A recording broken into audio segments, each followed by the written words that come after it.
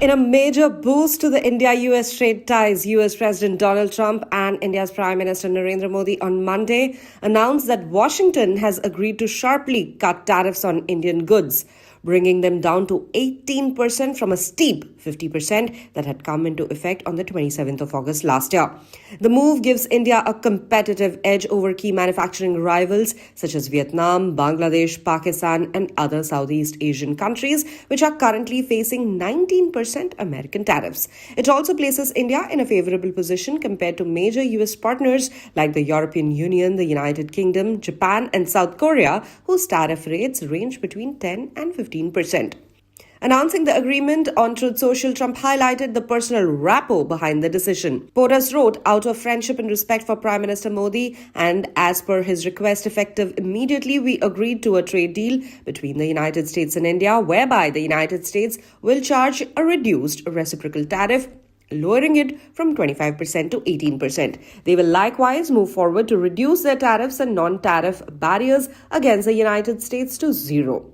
Minutes later, Modi echoed the enthusiasm in a post on X, underlining the impact on Indian manufacturing and exports. Modi tweeted, "Wonderful to speak with my dear friend President Trump today. Delighted that Made in India products will now have a reduced tariff of 18%. Big thanks to President Trump on behalf of 1.4 billion people of India for this wonderful announcement." Beyond tariffs, Trump said India has agreed to stop buying Russian oil and significantly ramp up purchases from the United States and potentially Venezuela. According to Trump, India has committed to buying $500 billion worth of US energy, agriculture, coal, and other products under the broader trade deal. Trade experts have lauded this much-awaited trade deal between the largest economy in the world and soon to be the third largest economy in the world.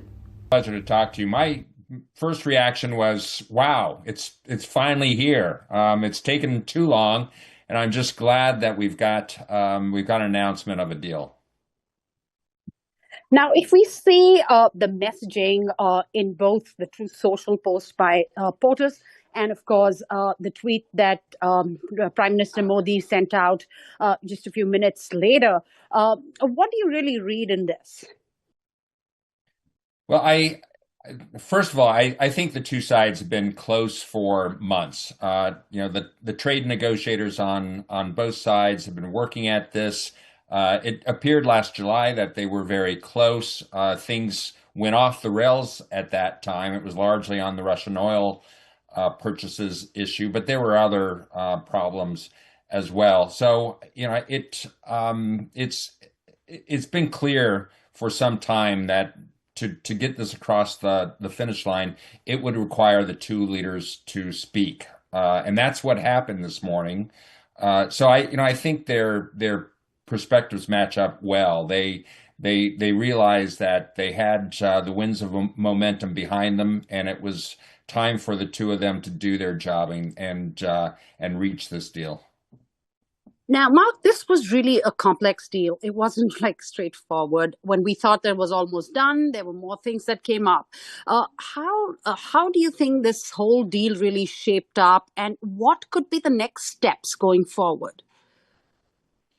Well, the way the deal shaped up, and this is not too dissimilar to many of the negotiations over the first year of the Trump administration with a lot of other countries. There were the threats of tariffs as leverage. There were then the imposition of reciprocal tariffs. All of these played a role in the negotiations on the deals that have been struck so far. So that the chaos, the aggressiveness of the Trump trade policy definitely was the reality in this negotiation, like so many others. But beyond that, I think the two sides, even going back to the first Trump administration and during the Biden administration, it was clear that these two economies potentially can thrive together.